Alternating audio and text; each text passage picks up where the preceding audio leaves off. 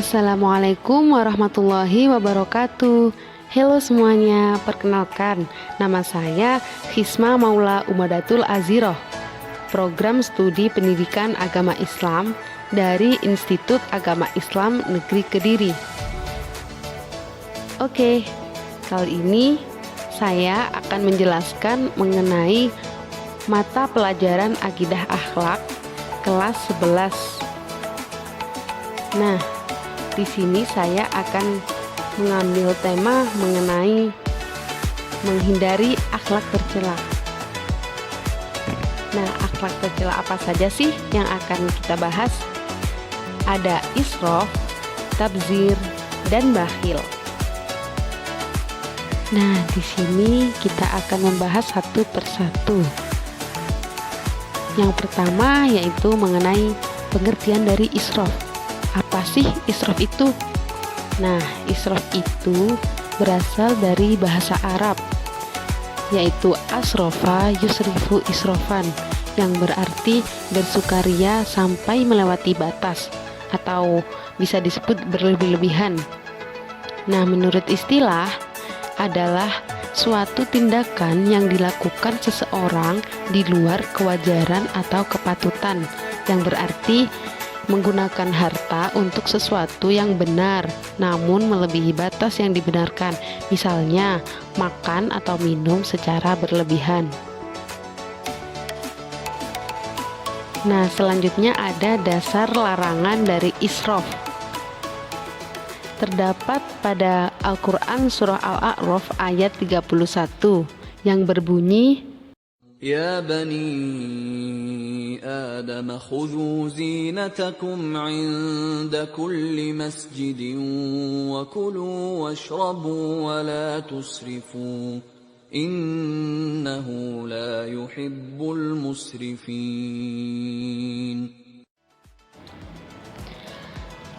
Artinya yaitu, hai anak Adam, pakailah pakaian kalian yang indah di setiap memasuki masjid. Makan dan minumlah, dan janganlah berlebih-lebihan. Sesungguhnya Allah itu tidak menyukai orang-orang yang berlebih-lebihan. Kemudian dijelaskan lagi pada hadis riwayat An-Nasa'i yang berbunyi, Kulu washrobu walbasu watasoddaqu fi ghairi israfiu wala mahilah, yang artinya makan dan minumlah, berpakaianlah dan bersedekahlah tanpa bersikap berlebihan dan sombong.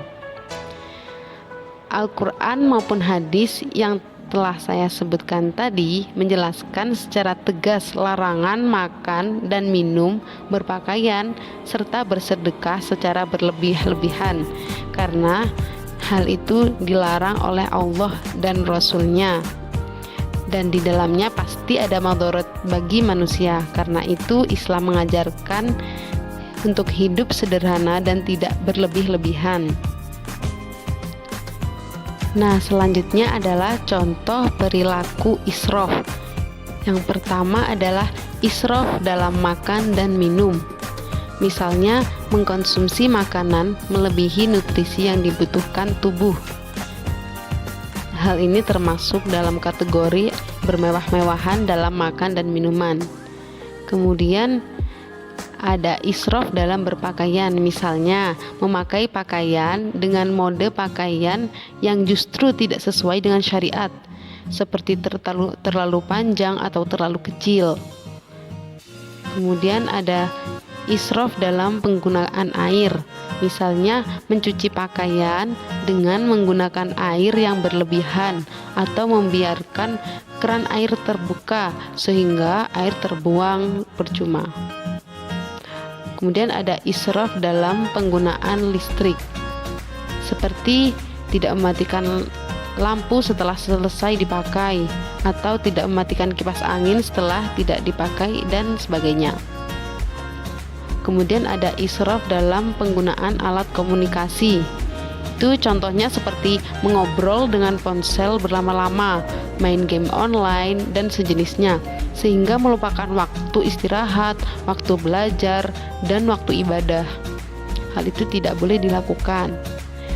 Kemudian ada israf dalam beribadah, seperti melakukan sholat lail malam, suntuk sehingga ketiduran dan tidak melaksanakan sholat subuh.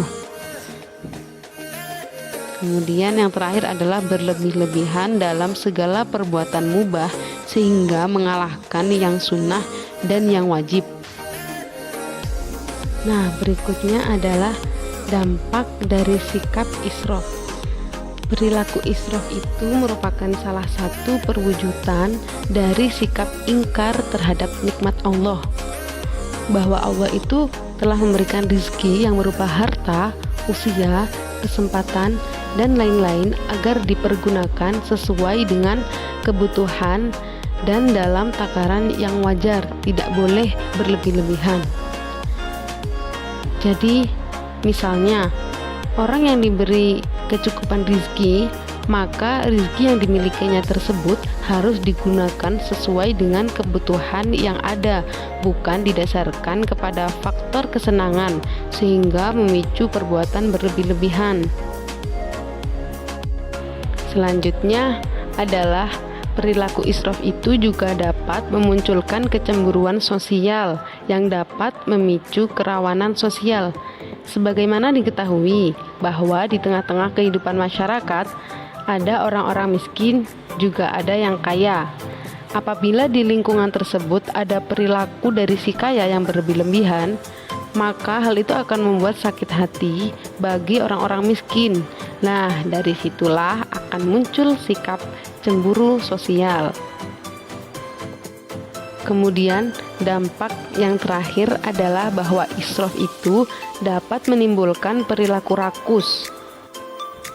Apabila harta yang dimilikinya habis, maka orang yang terbiasa berlebih-lebihan akan melakukan apapun, tidak mempedulikan norma-norma sosial, hukum, dan juga agama. Yang terpenting adalah mendapatkan harta untuk memenuhi kesenangannya tersebut. Nah, bagaimana sih cara untuk menghindari dari sikap israf tersebut? Nah, yang pertama adalah mengendalikan hawa nafsu.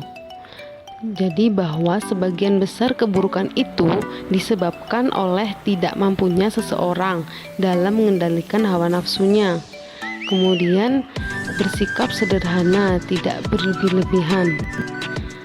Dengan begitu, maka seseorang tidak akan melakukan sesuatu yang melebihi dari kewajarannya, karena akan merendahkan diri sendiri baik di hadapan Allah atau sesama manusia.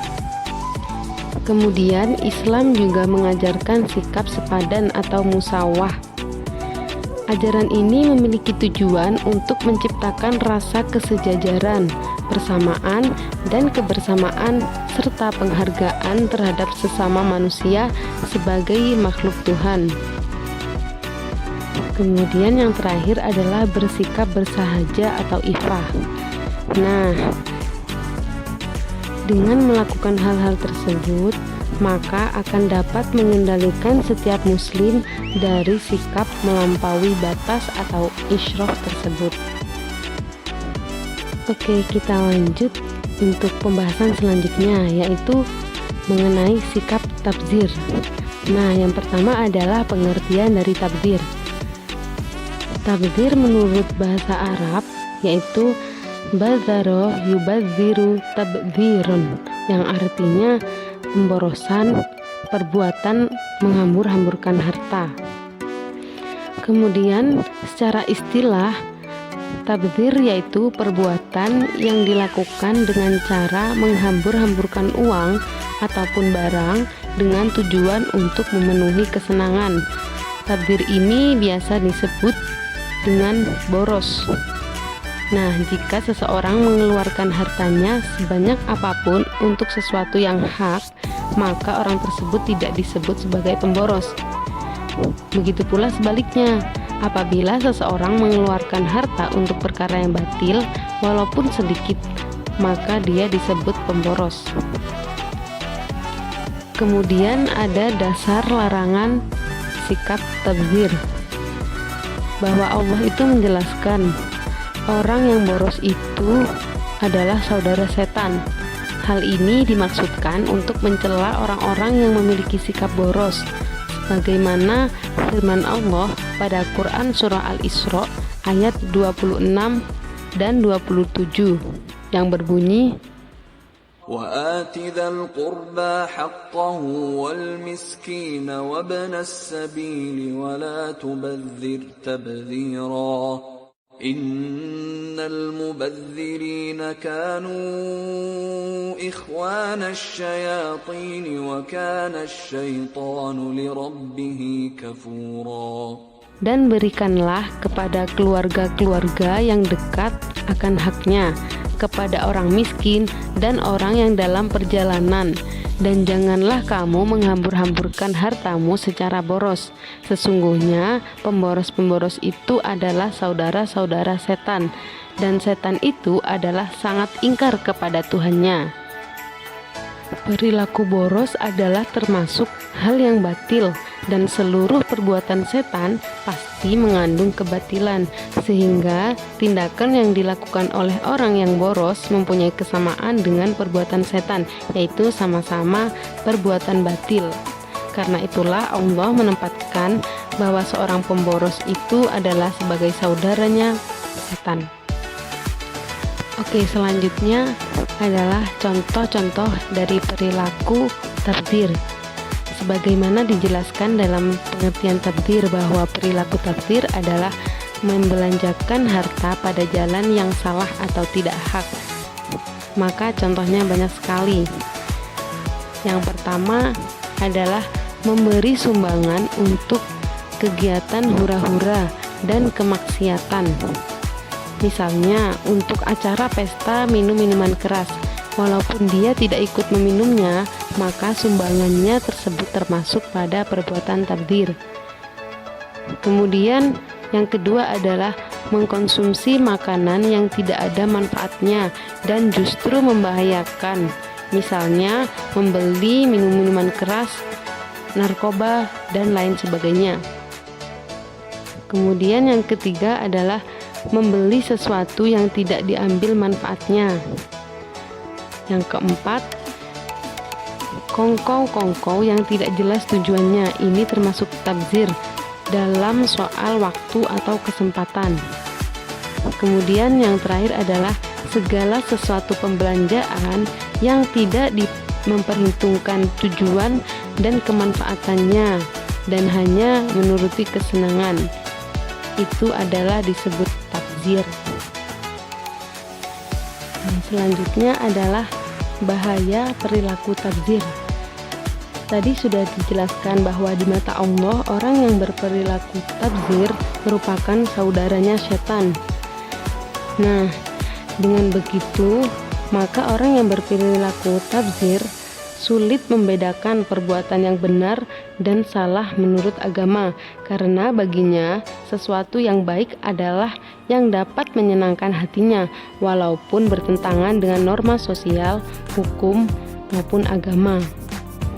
Kemudian dia juga akan menghalalkan segala cara untuk mengumpulkan harta atau uang sehingga dapat menggunakan hartanya tersebut untuk menyenangkan hatinya. Apabila demikian, maka dia akan menjadi orang yang hedonisme. Baiklah, kita sudah sampai pada pembahasan terakhir, yakni sifat bakhil atau kikir. Nah, pengertian dari bakhil atau kikir adalah menahan harta yang seharusnya dikeluarkan. Nah, ketika seseorang memiliki uang, makanan, dan minuman yang mestinya bisa diberikan kepada orang yang lebih membutuhkan, kemudian dia enggan untuk memberikannya, maka itulah disebut orang yang bakhil. Bakhil adalah sifat tercela karena sifat ini terlahir dari godaan setan. Bakhil dijadikan oleh setan sebagai jalan untuk menuju ke neraka. Allah Subhanahu wa taala berfirman pada Quran surah Al-Isra ayat 29 dan 30 yang berbunyi, ولا تجعل يدك مغلولة إلى عنقك ولا تبسطها كل البسط فتقعد ملوما محسورا إن ربك يبسط الرزق لمن يشاء ويقدر إنه كان بعباده خبيرا بصيرا. Artinya, dan janganlah kamu jadikan tanganmu terbelenggu pada lehermu, dan janganlah kamu terlalu mengulurkannya. Karena itu, kamu menjadi tercela dan menyesal. Sesungguhnya Tuhanmu melapangkan rezeki kepada siapa yang Dia kehendaki dan menyempitkannya. Sesungguhnya Dia Maha Mengetahui lagi Maha Melihat akan hamba-hambanya. Banyak sekali contoh tentang kehancuran orang-orang yang bersifat bakhil. Salah satunya yaitu dari kisah Qorun. Qorun adalah seorang raja yang sangat kaya raya. Nah, kemudian Allah menenggelamkan Qorun beserta hartanya karena sifat bakhilnya tersebut. Selanjutnya adalah dasar larangan bersikap bakhil, yaitu terdapat pada Quran Surah Ali Imran ayat 180 yang berbunyi, وَلَا يَحْسَبَنَّ الَّذِينَ يَبْخَلُونَ بِمَا آتَاهُمُ اللَّهُ مِنْ فَضْلِهِ هُوَ خَيْرًا لَهُمْ بَلْ هُوَ شَرٌّ لَهُمْ سَيُطَوَّقُونَ مَا بَخِلُوا بِهِ يَوْمَ الْقِيَامَةِ وَلِلَّهِ مِيرَاثُ السَّمَاوَاتِ وَالْأَرْضِ وَاللَّهُ بِمَا تَعْمَلُونَ خَبِيرٌ. Artinya bahwa sekali-kali janganlah orang-orang yang bakhil dengan harta yang Allah berikan kepada mereka dari karunia-Nya, menyangka bahwa kebakhilan itu baik bagi mereka. Sebenarnya kebakhilan itu adalah buruk bagi mereka. Harta yang mereka bakhilkan itu akan dikalungkan kelak di lehernya di hari kiamat. Dan kepunyaan Allah lah segala warisan yang ada di langit dan bumi. Dan Allah mengetahui apa yang kalian kerjakan. Nah, kemudian Allah juga mengabadikan kisah kebakhilan Qorun ini di dalam Al-Quran, yaitu Quran Surah Al-Qasas ayat 81 yang berbunyi, فَخَسَفْنَا بِهِ وَبِدَارِهِ الْأَرْضَ فَمَا كَانَ لَهُ مِنْ فِئَةٍ يَنْصُرُونَهُ مِنْ دُونِ اللَّهِ وَمَا كَانَ مِنَ الْمُنْتَصِرِينَ. Artinya, maka kami benamkanlah Qorun beserta rumahnya ke dalam bumi. Maka tidak ada baginya suatu golongan pun yang menolongnya terhadap azab Allah, dan tiadalah ia termasuk orang-orang yang dapat membela dirinya. Lanjut, yaitu ada bahaya perilaku bakhil. Yang pertama adalah harta yang ditahan karena kebakhilan akan dikalungkan di lehernya di hari kiamat. Seperti larangan bersifat bakhil yang sudah dibacakan. Kemudian yang kedua ada mengikuti jejak setan, karena mereka mengira bahwa dengan kebakhilannya itu akan dapat menyelamatkan hartanya. Kemudian terhalang masuk surga. Rasulullah SAW telah menegaskan bahwa orang yang kikir tidak akan masuk surga. Kemudian rizki menjadi sempit. Orang yang mempunyai tabiat kikir atau bakhil mengira bahwa dengan kebakhilannya itu dia akan menjadi kaya, padahal yang terjadi sesungguhnya adalah dia telah disempitkan kehidupannya karena dalam jiwanya selalu merasa sempit, tidak berkecukupan atas harta yang dimilikinya. Dan yang terakhir adalah menimbulkan malapetaka. Perilaku bakhil ini akan menimbulkan malapetaka yang besar terhadap kemanusiaannya. Perilaku ini bisa menimbulkan rasa dengki dan iri hati dalam jiwa orang-orang fakir dan miskin terhadap orang-orang kaya yang bakhil.